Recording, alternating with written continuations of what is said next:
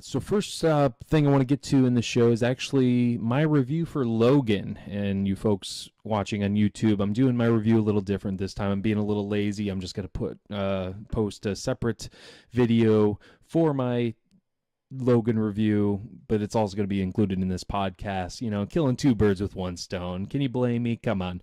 But I got a chance to see Logan, and I wanted to give my thoughts on it, as we usually do on this podcast or this YouTube channel if you're watching on YouTube.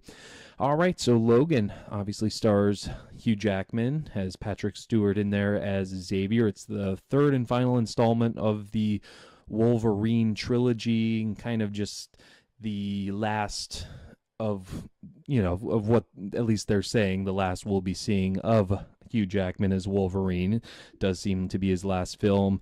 I believe Patrick Stewart said it's his last one as well. But it basically is about as follows. I'm going to read the IMDb synopsis here. And again, I doing things a little differently today. So if you're used to seeing my reviews on YouTube, I'm in a different element, when I'm doing my podcast. So it's a little different. Got a mic in front of me, got headphones on. I know, it's crazy. It is crazy.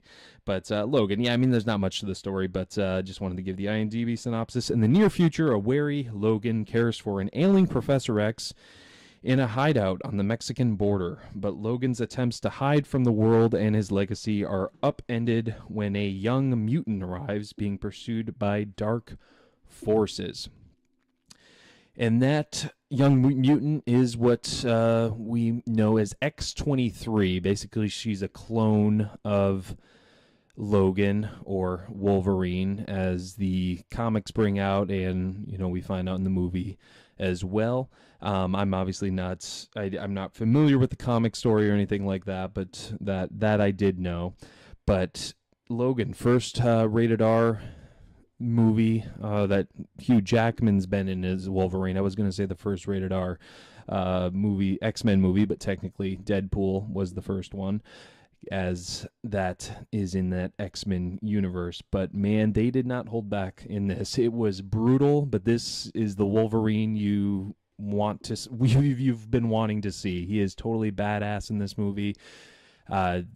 Just the different like I said, brutal is the best way to put it, I'd say. But yeah, just the different shots of him just going ham on people. It's so satisfying, and that's what you want to see in Wolverine. And the little girl too, she is just as violent as Hugh Jackman is as Wolverine. She's kind of terrifying at points. I loved the chemistry with the old Professor X, Patrick Stewart. I loved the chemistry with him and Hugh Jackman in this. I thought it was great. It had a lot of humor in it, which I shouldn't say a lot, but it had more humor than I was expecting, which was good. It wasn't forced in there, but it was well done. And then solid performances by even a kind of surprising performance is Stephen Merchant, who plays a mutant that can kind of know where other mutants are, and he's I guess an albino in it, and so he's very sensitive to the sun and things like that. He plays a good part.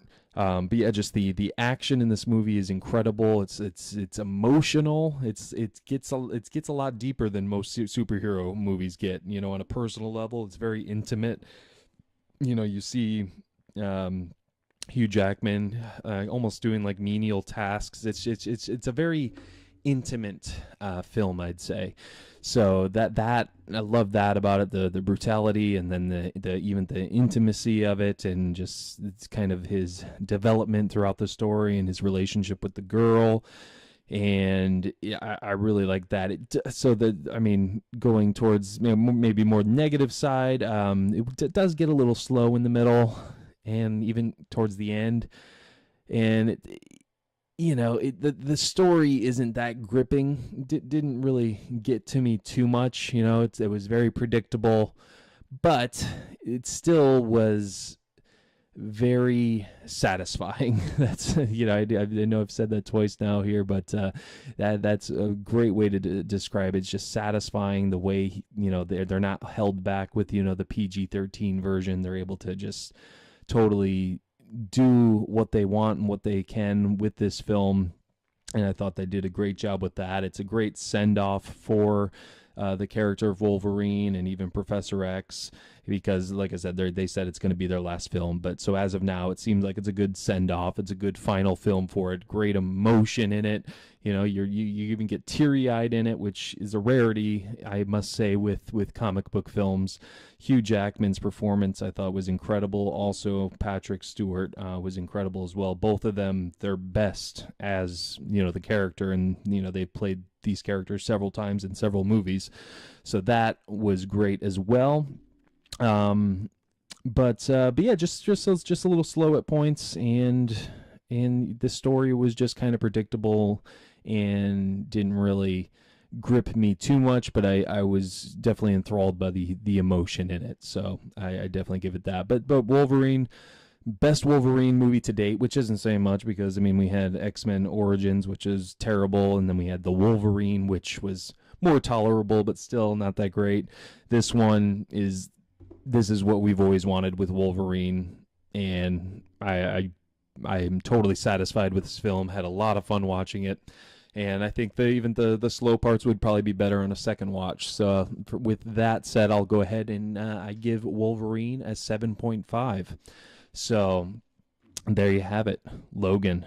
Check it out. And one thing I do want to say for the Logan movie, there's no post-credit scene, but maybe there's a pre-credit scene. Just saying, not giving anything away, but maybe there's a pre-credit scene. Just saying. And if you're watching on YouTube, be sure to subscribe here and check out our other videos here. That would be great. We'd really appreciate it. And I'll catch you guys at the movies, because that's what I say in my YouTube videos. But this is the podcast, so I don't know. Bye.